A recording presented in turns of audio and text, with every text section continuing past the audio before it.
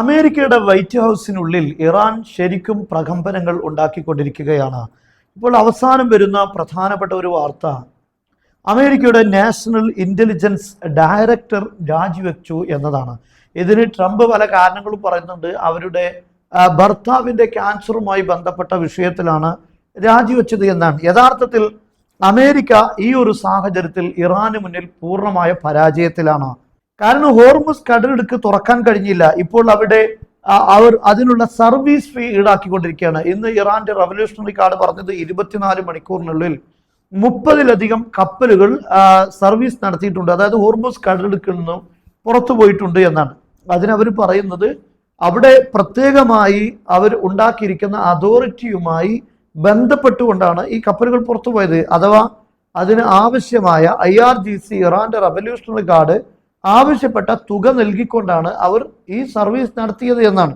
ഇങ്ങനെ ഒരു സാഹചര്യത്തിൽ നമുക്ക് കൃത്യമായി പറയാൻ പറ്റും അമേരിക്ക പരാജയപ്പെട്ടു എന്ന്. കാരണം യുദ്ധമുണ്ടാകുന്നതിന് മുമ്പ് ഹോർമുസ് കടലിടുക്കിൽ പ്രശ്നങ്ങളില്ല. എന്നാൽ ഇപ്പോൾ യുദ്ധത്തിലൂടെ ഇറാൻ അതൊരു വരുമാന മാർഗമാക്കി മാറ്റിയിരിക്കുകയാണ്. എന്നാൽ അമേരിക്കയും ഇസ്രയേലും മുന്നോട്ട് വെച്ച ഏതെങ്കിലും ഒരു ലക്ഷ്യം നേടാൻ സാധിച്ചോ? ഇല്ല. അവർ പറഞ്ഞത് മിസൈൽ ഫെസിലിറ്റികൾ തകർക്കും, ഇറാന്റെ മിസൈലിന്റെ ദൂരപരിധി നിശ്ചയിക്കും, അതുപോലെ തന്നെ അവരുടെ ആണവ റിയാക്ടറുകൾ അടച്ചുപൂട്ടും, അവരുടെ എൻറിച്ചഡ് യുറേനിയം 450 കിലോഗ്രാം യുറേനിയം ഇറാനിൽ നിന്ന് മാറ്റും. ഇതൊന്നും നടന്നിട്ടില്ല എന്നത് വസ്തുതയാണ്. അപ്പോൾ നിലവിൽ ഈ ഒരു സാഹചര്യം തുടരുക എന്ന് പറഞ്ഞാൽ ഇറാൻ വിജയിച്ചു എന്നാണ്. അതുകൊണ്ട് തന്നെ ഇപ്പോൾ ട്രംപ് അതിശക്തമായ രൂപത്തിൽ ഇറാന് എതിരെ തിരിച്ചടി നൽകാനുള്ള നീക്കം നടത്തിക്കൊണ്ടിരിക്കുകയാണ്. ഈ ഒരു ഘട്ടത്തിലാണ് ഇങ്ങനെ ഒരു രാജി ഉണ്ടാകുന്നത്. അതായത് വ്യോമാക്രമണത്തിലൂടെ ഇറാനെതിരെ അമേരിക്കയ്ക്ക് ഇനിയും ഒന്നും ചെയ്യാൻ സാധിക്കുകയില്ല. നിലവിൽ നമുക്കറിയാം 40ഓളം ദിവസം യുദ്ധം നീണ്ടുനിന്നു.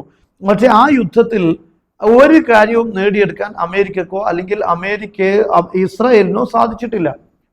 ഇനിയും വ്യോമാക്രമണം നടത്തിയാൽ ഇതിലപ്പുറം ഒന്നും സംഭവിക്കാൻ പോകുന്നില്ല. ഇറാനിൽ നാശനഷ്ടങ്ങൾ ഉണ്ടായിട്ടുണ്ടെങ്കിൽ സമാനമായ നാശനഷ്ടം അല്ലെങ്കിൽ അതിലധികം നാശനഷ്ടങ്ങൾ ഈ ഇസ്രയേലിനും അതുപോലെ തന്നെ അമേരിക്കയുടെ സഖ്യകക്ഷികൾക്കും ഉണ്ടായിട്ടുണ്ട്. അവരുടെ പാട്രിയറ്റ് സംവിധാനങ്ങൾ, താഡ് സംവിധാനങ്ങൾ, അതുപോലെ F-35 അടക്കമുള്ള യുദ്ധവിമാനങ്ങൾ തകർന്നിട്ടുണ്ട്. 40ഓളം യുദ്ധവിമാനങ്ങൾ തകർന്നു എന്നാണ് അമേരിക്കൻ കോൺഗ്രസ് തന്നെ വിലയിരുത്തിയിട്ടുള്ളത്. അപ്പോൾ വലിയ നഷ്ടം അമേരിക്കക്കും ഉണ്ടാകുന്നുണ്ട്. എന്നാൽ ഒരു ലക്ഷ്യവും നേടാൻ കഴിയുന്നില്ല. യഥാർത്ഥത്തിൽ അമേരിക്ക ഒരു പ്രത്യേകമായ ലക്ഷ്യം വെച്ച് യുദ്ധം ചെയ്യുമ്പോൾ ആ ലക്ഷ്യം നേടാൻ സാധിക്കാതിരിക്കുന്ന കാലത്തോളം അമേരിക്ക പരാജയപ്പെട്ടു എന്നാണ് പറയുക. കാരണം ഇറാന് അവരെ പ്രതിരോധിക്കാൻ സാധിച്ചു എന്നാണ്. അതായത് മറ്റൊരു രാഷ്ട്രം തങ്ങൾക്കെതിരെ കടന്നു കയറാൻ ശ്രമിക്കുമ്പോൾ അതിനെ പരാജയപ്പെടുത്താൻ സാധിച്ചു എന്നതാണ് ഇറാന് അവിടെ ഉണ്ടാകുന്നത്. അതുകൊണ്ട് ഇറാന് പൂർണ്ണമായും വിജയം നമുക്ക് കണക്കാക്കാൻ സാധിക്കും. എന്നാൽ ഈ വ്യോമാക്രമണം ഇനിയും തുടർന്നാൽ ഇത് തന്നെയായിരിക്കും സംഭവം. അതുകൊണ്ട് ഒരു കരയുദ്ധം എന്നതല്ലാതെ ഒരു ഓപ്ഷൻ അമേരിക്കൻ പ്രസിഡന്റിന് മുമ്പിലില്ല. എന്നാൽ കരയുദ്ധം എന്ന് പറയുന്നത് ഇറാന് മുന്നിൽ ഇറാന്റെ ഭൂമിശാസ്ത്രപരമായ സാഹചര്യങ്ങളൊക്കെ എടുത്തു നോക്കുമ്പോൾ അത് അമേരിക്കൻ സൈനികരെ സംബന്ധിച്ചിടത്തോളം ആത്മഹത്യാപരമാണ്.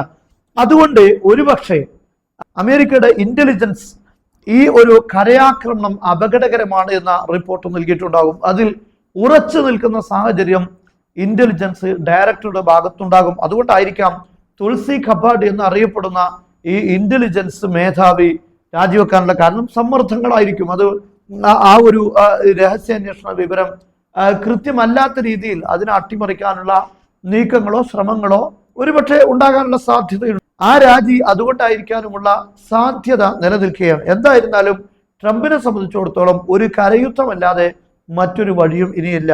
കാരണം ഈ 450 കിലോഗ്രാം സമ്പുഷ്ടീകരിച്ച യുറേനിയം ഇറാനിൽ നിന്ന് മാറ്റണമെങ്കിൽ കരയുദ്ധമല്ലാതെ ഒരിക്കലും സാധ്യമല്ല. നമുക്കറിയാം പൈലറ്റിനെ രക്ഷിക്കാൻ എന്ന രീതിയിൽ അമേരിക്ക ഒരു ടെസ്റ്റ് നടത്തിയിരുന്നു. ആ ടെസ്റ്റിൽ തന്നെ അവർ പറന്നിറങ്ങിയ യുദ്ധവിമാനങ്ങൾ പോലും തിരിച്ചു കൊണ്ടുപോകാൻ കഴിയാത്ത വിധം ഓടി രക്ഷപ്പെടുകയാണ് ചെയ്തിട്ടുള്ളത്. അതിൽ അവർ തന്നെ അവരുടെ വിമാനങ്ങളുടെ രഹസ്യങ്ങൾ ഇറാൻ ചോർത്തിയെടുക്കും, ഇറാൻ റിവേഴ്സ് എഞ്ചിനീയറിംഗ് നടത്തും എന്ന ഭയം കാരണം അവർ തന്നെ അവരുടെ വിമാനങ്ങൾ ആക്രമിച്ച് തകർക്കുകയാണ് ചെയ്തിട്ടുള്ളത്. അപ്പോൾ കരയുദ്ധം ഒരു പോസിബിളായി പെട്ടെന്ന് സാധ്യമാകുന്ന ഒരു കാര്യമൊന്നുമല്ല. എന്നാൽ അതല്ലാത്തൊരു ഓപ്ഷൻ ട്രംപിന്റെ മുന്നിലില്ല. എന്നാൽ നിലവിലെ സാഹചര്യം തന്നെ തുടരുകയാണെങ്കിൽ ചുരുങ്ങിയത് ഇറാൻ പഴയ രീതിയിലേക്കെങ്കിലും മടങ്ങി വരേണ്ടിയിരുന്നു. കാരണം ഹോർമുസ് കടലിലേക്ക് നിരുപാധികം തുറന്നു കൊടുക്കാനെങ്കിലും ഇറാൻ തയ്യാറാകണമായിരുന്നു. പക്ഷെ ഇറാൻ അവിടെ ഈ യുദ്ധം തുടങ്ങിയതോടുകൂടെ മറ്റൊരു ബിസിനസ് ആണ് അവിടെ ഓപ്പൺ ചെയ്തിരിക്കുന്നത്. അവരവിടെ സർവീസ് ഫീ ഇപ്പോൾ ഓപ്പൺ ചെയ്തിരിക്കുകയാണ്. അതുകൊണ്ട് തന്നെ ലോക രാഷ്ട്രങ്ങൾക്കിടയിൽ നിന്ന് ട്രംപ് അനാവശ്യമായി യുദ്ധം തുടങ്ങി. അതിലൂടെ ലോകത്തെ രാജ്യങ്ങൾക്ക് മുഴുവനും ബാധ്യതയുണ്ടായി. അമേരിക്കയിൽ വിലക്കയറ്റങ്ങൾ ഉണ്ടാകുന്നു, യൂറോപ്പിൽ പ്രതിസന്ധി ഉണ്ടാകുന്നു. ഇതിന്റെ എല്ലാം കാരണം ട്രംപിന്റെ മണ്ടത്തരമാണ്. സാധിക്കാത്ത പരാജയപ്പെട്ട യുദ്ധമെന്ന് വിലയിരുത്തപ്പെടും. അത് ട്രംപിന് ഉൾക്കൊള്ളാൻ കഴിയാത്ത കാര്യമാണ്. മാത്രമല്ല, അങ്ങനെ ഒരു സങ്കല്പം നമ്മൾ മുന്നിൽ വെക്കുകയാണെങ്കിൽ അത് ഇസ്രയേലിന് എന്നേക്കും ഇറാന് മുന്നിലുള്ള പരാജയമായി കണക്കാക്കേണ്ടി വരും. കാരണം ലോകത്ത് ഇറാനെ സംരക്ഷിക്കാനുള്ളത് ഏക രാഷ്ട്രം അമേരിക്കയാണ്. അമേരിക്കയുടെ എല്ലാ പവറുകളും മാക്സിമം പവർ ഉപയോഗിച്ചു. പക്ഷെ ഇറാനെ ഒന്നും ചെയ്യാൻ സാധിച്ചില്ല എന്ന് വന്നാൽ പിന്നെ ഇസ്രായേലിന് ഇറാന്റെ മുന്നിൽ നിലനിൽപ്പില്ല. മിഡിൽ ഈസ്റ്റിലെ പ്രബല ശക്തി ഇറാനാണ് എന്ന കാര്യം ലോകം വിലയിരുത്തുകയും ആ രീതിയിൽ കാര്യങ്ങൾ മുന്നോട്ട് പോവുകയും ചെയ്യും. മാത്രമല്ല, ഇസ്രായേലിന് ചുറ്റുമുള്ള പ്രോക്സികളെ കൂടുതൽ ശക്തിപ്പെടുത്തും, കൂടുതൽ ആയുധങ്ങൾ നൽകും. ഇത് നിയന്ത്രിക്കാൻ അമേരിക്കയ്ക്ക് ഇനിയൊരു സമയം അതിന്. മാത്രമല്ല, ഇറാനെതിരെ ചുമത്തിയിട്ടുള്ള ഉപരോധങ്ങളെല്ലാം ഈ ഒരു യുദ്ധത്തിൽ അമേരിക്ക പരാജയപ്പെടുന്നതോടുകൂടെ അതിന്റെ എല്ലാം ശക്തി കുറയും. അതോടൊപ്പം ഇറാൻ മേഖലയിൽ അന്താരാഷ്ട്ര തലങ്ങളിൽ മേൽക്കോയ്മ നേടാനും അതിലൂടെ സാധിക്കും. അമേരിക്ക ഒരു സൂപ്പർ പവറാണ് എന്ന് അംഗീകരിക്കാതെ ഇറാൻ മുന്നോട്ട് പോകുന്ന സാഹചര്യങ്ങൾ നിലവിലുണ്ടാകും. ഇതെല്ലാം ഇസ്രായേലിനെ സംബന്ധിച്ചിടത്തോളം വലിയ ഭീഷണിയാണ് എന്നതിൽ സംശയമൊന്നുമില്ല. അതുകൊണ്ട് ഒരു കരയുദ്ധം നടത്തണം. പക്ഷെ കരയുദ്ധം പ്രതിസന്ധിയാണ്. ഇതാണ് യഥാർത്ഥത്തിൽ ഈ വെടിനിർത്തൽ എന്തെങ്കിലും ഒക്കെ പറഞ്ഞ് ഭീഷണിപ്പെടുത്തി നാളെ യുദ്ധം ചെയ്യും, മറ്റന്നാൾ യുദ്ധം ചെയ്യും, ഒരാഴ്ച കഴിഞ്ഞ് യുദ്ധം ചെയ്യും എന്നൊക്കെ പറഞ്ഞ് ആഴ്ചകളും ദിവസങ്ങളും ഒക്കെ കഴിഞ്ഞു പോകുന്നുണ്ട്. പക്ഷെ ട്രംപ് എന്തുകൊണ്ട് യുദ്ധം തുടങ്ങുന്നില്ല എന്ന് ചോദിച്ചാൽ അത് അത്ര പെട്ടെന്ന് പോസിബിളായ കാര്യമല്ല എന്ന് ട്രംപിനറിയാം, ട്രംപിന്റെ സൈനികർക്കറിയാം, അമേരിക്കൻ സംവിധാനങ്ങൾക്കറിയാം. പക്ഷേ ട്രംപിനെ സംബന്ധിച്ചിടത്തോളം അപമാനം സഹിക്കാൻ കഴിയാത്ത ഒരു സാഹചര്യത്തിലേക്ക് അമേരിക്കയുടെ ഇറാന് മുന്നിലുള്ള പരാജയം എന്നത് പരസ്യമായി അംഗീകരിക്കാൻ കഴിയാത്ത ഒരു സാഹചര്യം, ഇതാണിപ്പോൾ നിലവിൽ ട്രംപിനെ അസ്വസ്ഥമാക്കിക്കൊണ്ടിരിക്കുന്നത്.